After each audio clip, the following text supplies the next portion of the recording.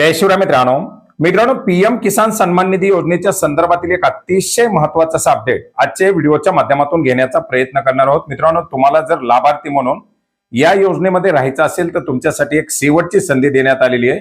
अन्यथा या योजनेमधून तुमचं नाव अपात्र करून तुमचे येणारे हप्ते बंद होणार आहेत। आता बरेच जण म्हणतील असं काय आता नवीन आलं की या योजनेच्या अंतर्गत पुन्हा एकदा हप्ते बंद होणार। मित्रांनो, या योजनेच्या अंतर्गत आपण पाहिलं होतं की 20 जून पर्यंत फेस ई-केवायसी करण्यासाठी सांगण्यात आलेलं होतं। याच्यानंतर ती मुदत वाढून 30 जून पर्यंत ई-केवायसी करण्यात आली, परंतु बऱ्याच साऱ्या लाभार्थ्यांच्या माध्यमातून याच्यामध्ये केवायसी करण्यात आलेली नव्हती। याचबरोबर नवीन लाभार्थ्यांच्या माध्यमातून सुद्धा याच्या अंतर्गत नवीन जे काही रजिस्ट्रेशन आहे ते रजिस्ट्रेशन करण्यात आलेले, काही शेतकऱ्यांची रजिस्ट्रेशन मंजूर करण्यात आलेली आहे, परंतु त्या मंजूर झालेल्या शेतकऱ्याचं मात्र ई-केवायसी साठी हप्ते प्रलंबित आहेत।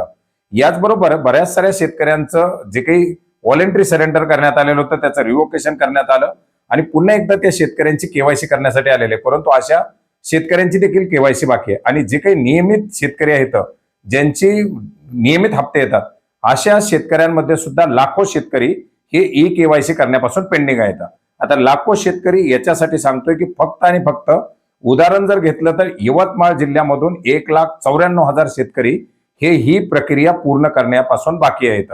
मित्रांनो, अशा जर प्रक्रिया जर पूर्ण झाल्या नाहीत तर नमो शेतकरी, पीएम किसान या दोन्ही योजनेचे हप्ते तुम्हाला मिळण्यापासून तुम्ही वंचित राहू शकता। त्याच्यामुळे या योजनेच्या अंतर्गत लवकरात लवकर तुम्हाला आपली फेस ई-केवायसी पूर्ण करायची आहे। पूर्वी राज्य शासनाकडे याच्यासाठी सेपरेट कर्मचारी नव्हते, आता याच्या अंतर्गत नवीन कर्मचाऱ्यांची नियुक्ती करण्यात आलेली। आता जर तुमची केवायसी बाकी असेल तर तुमच्याकडे याच्या अंतर्गत जे काही काम करणारे व्हॉलंटियर असतील, जे काही कर्मचारी असतील ते कर्मचारी स्वतः घरी येतील, किंवा जर ते घरी आले नाहीत तर तुम्हाला जवळच्या सीएससी सेंटरवरती किंवा आपल्या मोबाईलमध्ये पीएम किसानचं ऍप्लिकेशन टाकून त्या पीएम किसानच्या ऍप्लिकेशनच्या माध्यमातून आपली ई-केवायसी करून घ्यायची, फेस ई-केवायसी कंप्लीट करून घ्यायची। आपला ऍग्रीस्टॅगचा फार्मर आयडी काढला नसेल तर तो फार्मर आयडी काढून घ्यायचा आहे। आता फेस ई-केवायसी कशी करायची याच्यासाठी तुम्हाला तुमच्या मोबाईलमध्ये 2 ऍप्लिकेशन डाउनलोड करावं लागतील। एक तर पीएम किसानचं ऍप्लिकेशन आणि दुसरं फेस आधार आरडीचं ऍप्लिकेशन। याच्यासाठी हे ऍप्लिकेशन डाउनलोड करायचे। डाउनलोड केल्यानंतर हे ऍप्लिकेशन ओपन करायचे आहे। याच्यानंतर आपल्याला काही परमिशन मागितल्या जातील, जसे की लोकेशनची असेल किंवा इतर।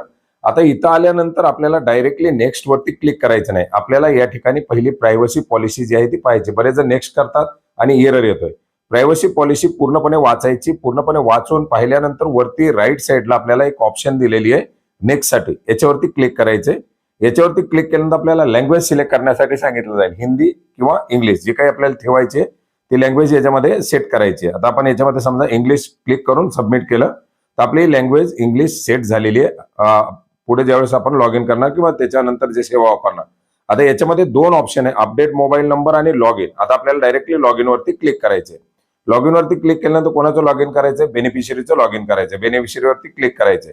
मग याच्यामध्ये परत 2 ऑप्शन आहेत आपल्याला, रजिस्ट्रेशन आयडी किंवा आधार नंबर। आता आपल्याकडे रजिस्ट्रेशन आयडी असेल एमएच पासून सुरू होणार तो टाकायचा आहे, नसेल तर आधार नंबर टाकायचा आहे। आता या बॉक्समध्ये आधार नंबर टाकल्यानंतर आपल्याला खाली ऑप्शन येणार आहे फेस ई-केवायसी लॉग इन साठीचे। तर आपल्याला फेस ई-केवायसी लॉग इन साठी याच्यावरती क्लिक करायचंय। तुम्ही रजिस्ट्रेशन नंबर नाही करू शकता, तुमच्याकडे आधार नंबर असेल तर आधार नंबर हे करू शकता। केल्यानंतर तुम्हाला पुन्हा आणखीन एक सूचना दाखवली जाईल, केवायसी साठी तुम्ही पुढे जातात त्याला ओके करायचे आणि याच्यानंतर तुम्हाला विचारलं जाईल कुठल्या ऍप्लिकेशनच्या माध्यमातून करायचे, फेस आधार आरडी किंवा आधार। तर आपल्याला याच्यामध्ये फेस आधार आरडी सिलेक्ट करायचे। हे सिलेक्ट केल्याबरोबर काय होणार आहे, आपला एक कॅमेरा चालू होणार आहे। त्या कॅमेऱ्यामध्ये आपला चेहरा दिसणार आहे, फ्रंट कॅमेरा असणार आहे। त्याच्यामध्ये 2-3 वेळेस आपले डोळे ब्लिंक करायचे तर जेणेकरून आपला चेहरा याच्यामध्ये कॅप्चर केला जाईल। आपला चेहरा कॅप्चर झाल्यानंतर आपलं रेकॉर्ड आपल्या आधारशी मॅच होईल आणि ते मॅच झाल्याबरोबर आपली ई-केवायसी सक्सेसफुली सबमिट झालेली असं या ठिकाणी दाखवलं जाईल। याच्यामध्ये जर तुम्हाला एमपिन मागितला तर एमपिन तुम्हाला जो लक्षात राहील असा एमपिन याच्यामध्ये ठेवू शकता। 1 2 3 4 5 6 जे काही तुम्हाला अंक त्याच्यामध्ये ठेवायचे ते अंक ठेवून तुमचा एमपिन सेट करू शकता आणि तुमची ही ई-केवायसी ची प्रक्रिया पार पाडू शकता। जर तुम्हाला शक्य झालं नाही तर जवळच्या सीएससी सेंटरवर भेटा, किंवा जर कर्मचारी तुमच्याकडे घरी आले तर त्या घरी आल्यानंतर त्याची जी काही पूर्तता असेल ती पूर्तता करून घेण्याचा प्रयत्न करा। तर मित्रांनो, अतिशय एक अविश्वासार्ह असं अपडेट होतं, कारण लाखो शेतकऱ्याची आकडेवारी आता समोर आलेली आहे। फक्त आणि फक्त 2 मिनिटाच्या कामासाठी जर तुमचे हप्ते बंद होणार असतील तर ते तुमच्यासाठी खूप मोठं नुकसानदायक ठरू शकतं। तर आजच आपली फेस ई-केवायसी करून घेण्याचा प्रयत्न करा। भेटूयात नवीन माहितीसह, नवीन अपडेट्ससह। धन्यवाद।